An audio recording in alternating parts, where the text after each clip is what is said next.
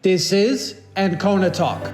Our channel is for the ambitious, for the hungry, for those who will never quit and always produce results and find a way to succeed.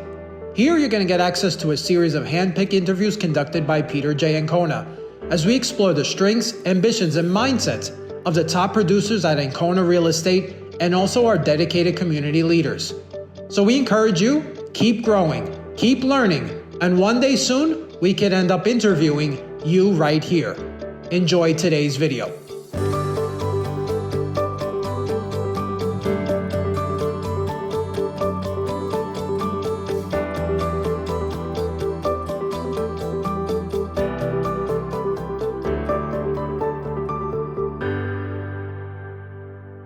Roman, thank you so much for coming to Ancona Talk, and we're really grateful to have you here. You're a senior member of this brokerage, and a senior member for me is someone who really knows what they're doing and has been consistent and has been around a while. So we're grateful that you're here and you took the time.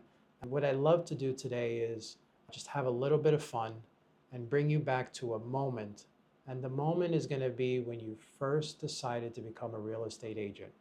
Do you remember that time? Were you having a cup of coffee with a friend? Were you watching a Netflix movie and you had that thought that this is what I want to do with my life? Thank you, Peter, for inviting me. It's a big honor to be in one of the first podcasts for Ancona. Thank you. It was actually was really, really long time ago. As I know, I moved to United States from Ukraine originally. So all the immigrants, you work your way out. I have a lot of jobs, working between restaurants, bars, hotels. And one of those jobs, I remember I worked in downtown. The name of the building was Grand, I believe. It's an old building with a commercial part. I was working as a bartender there. It was really busy day. And I remember I overheard two customers talking, and one of them was a broker, and he was really excited. He was telling I guess his future agent or person who he tried to recruit about the real estate, about possibilities. He was explaining him about money you can earn, about the work in general and how you need to be determined, you need to be focused, and just sometimes it happens in life just randomly something clicked, the light bulb clicked in my mind, and I told myself okay, when I'm done with all this immigration things and my life is a little bit more settled, that's what I'm gonna try doing it. And I didn't forget to promise to myself, and as soon as I saw in my life a little bit more stability, I went to real estate school and got my license. It's amazing where life takes you. Yeah, yes. Right, where you go on that path and that journey. And I admire the story. I was born here, but my parents were both immigrants that had a struggle to come here. And one thing I noticed with them was their work ethic. And you have the same work ethic. I think when you come here, there's no choice but to succeed. Thank you, Peter. Especially your first years, you're working a little bit harder than everyone else. So you get the license, you're super excited, right? How did we come and cross paths? Do you remember how you found us, or you found me, or you found this company? How did that happen? So yeah, I was actually one of the agents. Keith, sure. We get licensed in the same day, but none of us knew we're doing actually real estate licenses. It's just the day I received the license, I bumped into Keith, and he told me, okay, I just got my license the same day. And I was like, me too. And he told me actually that he is researching a lot of brokerages, and he told me about you as well, that he's going to be joining you. He told me a lot of good things, that you have really good training, that the company is boutique, and accepting everyone, just trying to do it by quantity. You really focusing on quality and growing your agents. And back then I already was in the process signing with another brokerage. So I spent there 1 year, but I wasn't I felt it's not the place for me. And then as soon as I was thinking about changing brokerages, I got in touch with Kid again, and he gave me your information, and we have an interview, and I was sure 100% that this is the place I need to be for my next step. Oh, that's super cool. Keith is still with us, so we have to have him on. Yeah, and then talk about that experience. Thank him for that, which is pretty Kate, cool. If you're watching the podcast, thank you. So you join our company, and one of our philosophies is intense training for professionalism, to give a wonderful experience to the customer, but also make sure that our agents are equipped. And I know you've been with us a while where the training keeps enhancing. Present day, it's 125 hours, 3 months. I know you've done the training as it's enhanced. Let me bring you back to the time when you did the enhanced training with the big group and it was over 100 hours. What did you think of the live day where it kicks off, where you have to be here at 7 o'clock in the morning and it's done at 7 p.m.? How's that live experience for you? Yeah, so the first training I think we did like with only like 3 people, and it was really intense Even with 3 people. with 3 people Three because people. you consume a lot of information. Right. The second one was a lot of people, but second one I was prepared a little bit better. I get like a really nice good night's sleep. You I know, try you know to, what was ahead. You yeah, I know try to what be was- hydrated. I get some coffees, and yeah, it was really intense. But I really like how you pace the sections. You give a little breaks. You can drink a little bit of water, Gatorade, some coffees. So I think it allows you to consume information a little bit better. And of course, there is way more things now than in the first trainings. So many tools, so many things to do to grow as a realtor, to improve yourself. Yeah, most of them were really helpful, especially like mailing, infrastructure that every day you know what to do. You don't just sit in front of the laptop and try to figure out where to find a client and how to make money. Now, any of those live trainings that you've done, from the earlier one to the one that you did again to enhance yourself, was there an aha moment in any of them where you knew in theory what had to be done, but it clicked because you're at a different stage or different point in your life? You're like, this really makes sense. I'm going all in on this. I'm pouring my marketing, my heart, my soul into helping others. Was there anything that clicked for you? Yeah, I guess the mailing, because I Mailer. think it's really, really useful tool. Like, it seems old school, but I think it's really effective tool, especially when you live in the building. And I think back then I was just moving from the rental building to a condo, newly opened condo with a lot of Sure. owners. So it was like a sign. I'm like, no, this one I need to like go all in to promote myself as an agent who lives in the building. And since the building was new, gain a lot of clients, a lot of business.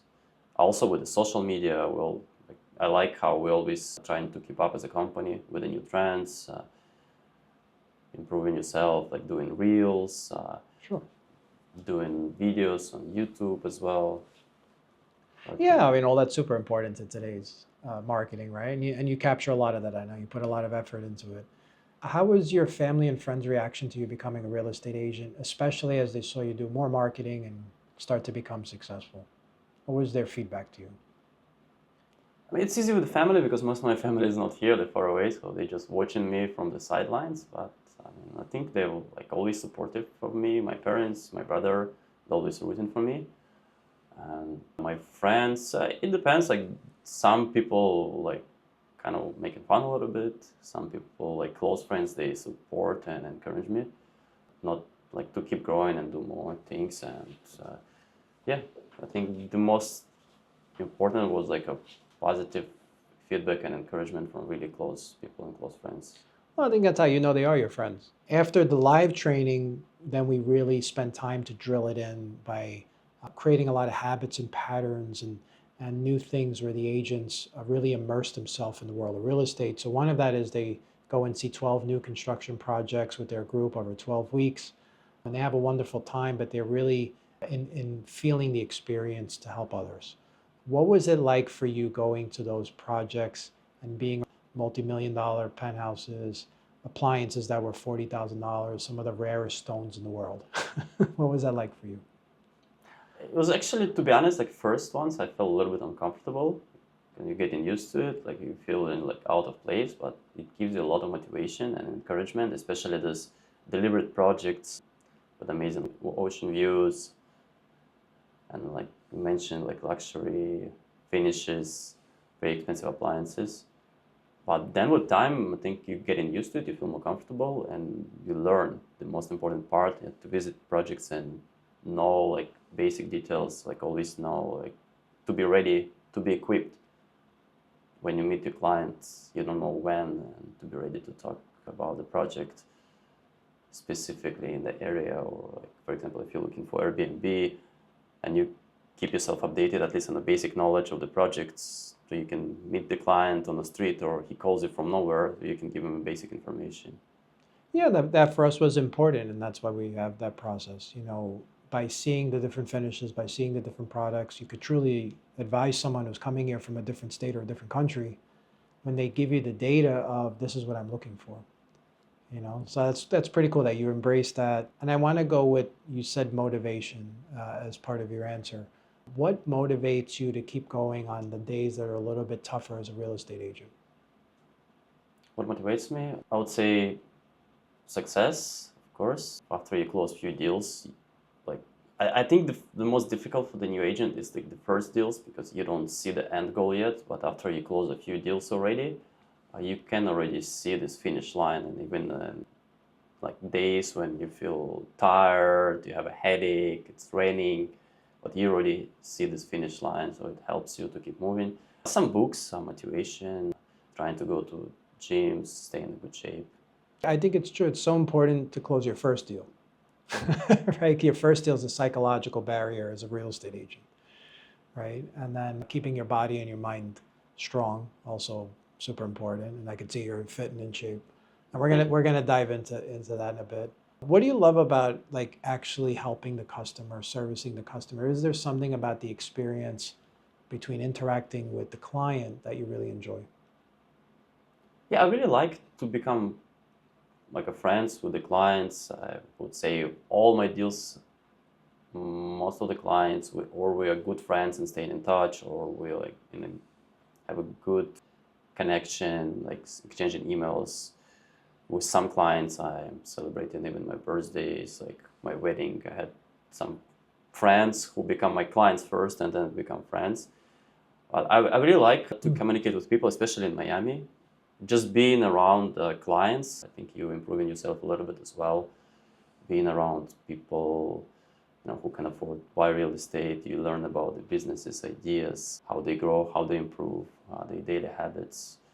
I I really liked it. It motivates me a lot to become even better. Well, that's cool. We'll stick with clients. So, who is your ideal client if you had to profile them? What do they do for a living? What's their age? What are they typically buying? My ideal client, to be honest, age-wise, I have clients like I guess the most common like clients around my age, around like late 30s, mid 40s. But I work with the clients even like much older. I could connect and build a rapport with them as well. Yeah, but I guess my ideal client, about my age, work in big corporate company or IT entrepreneurs, real estate investors like property management, who is investing in like downtown Edgewater, Brickell. It's like my prime areas of focus. But also I do work like here in North Bay Village, Miami Beach, and I can go to Fort Lauderdale Beach. I close some deals in those areas. I do remember some of your cool deals where there were clients from the Middle East who had multiple apartments and deals here. I guess it seems to be your profile where you attract someone who has multiple investments. Right? I've seen that again and again. Yes, most of my clients, like, I have multiple investments, repeat clients who's buying second, third apartment, and some of them buying already second or third apartment with me.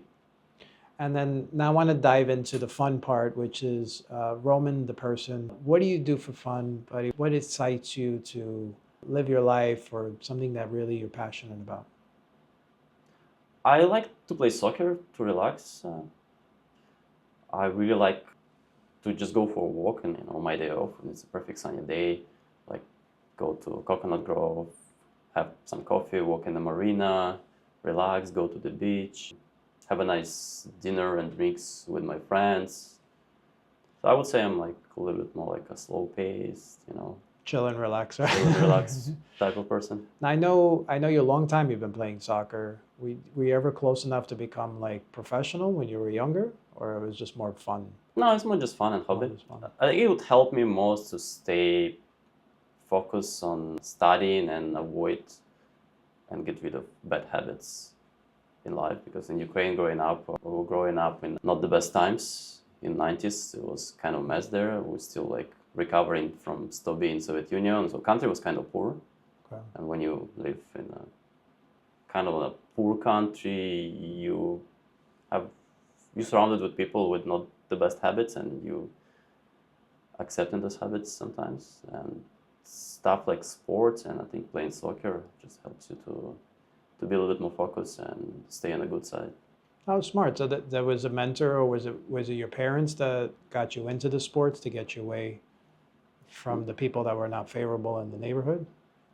Not in the soccer specifically, but my parents was always pushing me doing sports. Being a kid, I was going to swimming pool. Actually, I was doing good. I was even offered to join like a full-time professional team. But when I was like a little child, like Oh, I was wow. like Could have been the Olympics. 10, 11. Right? I don't know about that. And then I was doing kickboxing for a little bit, like maybe 12, 13. And then I started playing soccer. It's something I really have passion for. And it helped me to make a good friends. And yeah, I started playing soccer in school in my neighborhood, and I took it to university. We have like a good team, and I still have a really really good friends from my university. We play soccer together. We stay in touch. And Nice. every time I'm going to Europe, if I have a chance, I always meet with them. That's cool. And have you been to the soccer games here in Miami? Yeah, You yeah. have When I any? have time, I'm in here. I will go to Europe. I'm trying. If there is any big games, I'm trying to visit them as well. Yeah. So we're at a fun part now where I know you've been doing most of the talking, but you get to ask me any question you want to know about us or the company or myself. So I'll leave you to ask me anything you would love to know. How do you stay motivated and focus? Because you've been in the business for a long time and you did a lot of successful transactions and closing. And I know from myself, sometimes when you do like a lot of closing, you get a little bit relaxed, a little bit too comfortable. But I see you always looking for a new deal, looking for ways to grow. So what helps you to stay on top of your game and don't get too relaxed? So kind of like sports, I keep challenging myself every year to up my game a little bit, and it's very important that I only focus on what I'm trying to accomplish versus comparing myself to other people. Because once you start really comparing yourself to other people, you'll lose your mind. It's always going to be someone out there who's doing more, and that's fine because everybody's on a different path. But what I'm really trying to do is every year just up my game a little bit. So if I've closed a big deal, then I'm trying to close a little bit of a bigger deal. If we've hired so many people and they've done so many big deals, I'm trying to increase that a little bit because a lot of times people underestimate what they could do in long periods of time. And that's something I had to learn myself. So a lot of individuals who fail, they'll say, I want to do something in 3 months or 6 months, but they underestimate what they could do in 3 or 6 years by doing increments of growth. So I'm really good at that steady growth that comes from small increments. So I do challenge myself consistently. And then as I've aged, I also have thoughts of I have children to take care of. So I have to continue to provide for my children. And then with that, the people around me also need help and assistance as they age. So I keep seeing in the future that the more successful I'll get, a little bit easier their lives will get. So I have those kind of things. And then lastly, I guess you only get one life on this planet, so I want to just see how far I could push myself, you know? So if I can do it, then I should go for it. And that's kind of where I'm at with that. So what a wonderful question, buddy. Thank you Thank you, so Peter. much. Thank you for explaining. Now we're going to have a really fun part where I'm going to encourage you to come back to Ancona Talk when you accomplish something in the future. And what we're going to do is we're going to take your ideal client. We're going to picture them buying something in the future. We're going to get super specific. Then we're going to end our talk, and then you're going to talk to them in the future. And when you do that deal, we're going to have you come back and talk about it. So let's go back to your ideal client who might or might not be from a different state or a different country, has lots of investments, and you're going to sell them a really magical property either within the next 1 month or 1 year. Okay, somewhere in that range. Let's get specific on the exact details. Would you be selling them a house or a condo? Conda. A condo. Which condo building? New construction, Mandarin Oriental.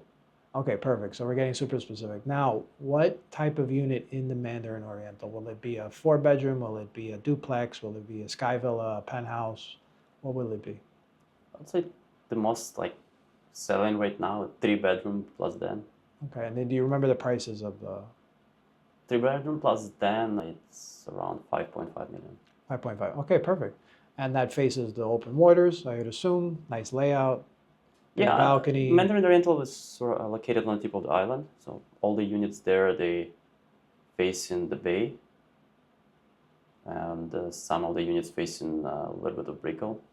So I think I would say ideal unit for my client will be the one facing a little bit more west, so they have bay views and city views at night as well. It is a special project, not only with the design of the building, but the location, because you're this little island off of Brickell. So it'd be like a tiny little island off of Manhattan. Yeah, exactly. Right? You cannot beat that. It's unbelievable real estate, right? So is it fair to say that that's one of your current favorite projects from all the ones that you've seen currently and recently? Yeah, definitely. It's one of the favorite projects. All right, so this is what we're going to do. We're going to invite you back when you sell that 3-bedroom that's about $5 million to your client who's an investor that really knows what they want, wants to be in that separate island in Brickell.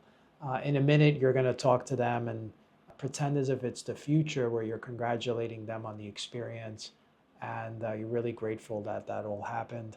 And then I can't wait to have you back here as we celebrate that. So with that, thank you for coming on Ancona podcast. Thank you, Peter. I appreciate you, It was a buddy. pleasure. It's always a pleasure. And we're going to have you now end it with congratulating your ideal client on that purchase. Dear client or clients, my congratulations on acquiring this beautiful unit in the best location of Brickell Key with unobstructed water and city views, with amazing services of what Mandarin can offer. It was a difficult deal. We negotiated the best we could, and we were able to get the best terms possible for this project. Congrats and enjoy your new investment or second home. All right, congratulations, Roman. Thank you. Okay, buddy. All right, thank you. Our hope was today's video at Ancona Talk inspired you and you found value. If you would like to work for our brokerage, connect with one of our many agents, or use our real estate services, then all of our contact information is below for you to message us and we'll immediately reply. We send you good fortune and blessings on your journey.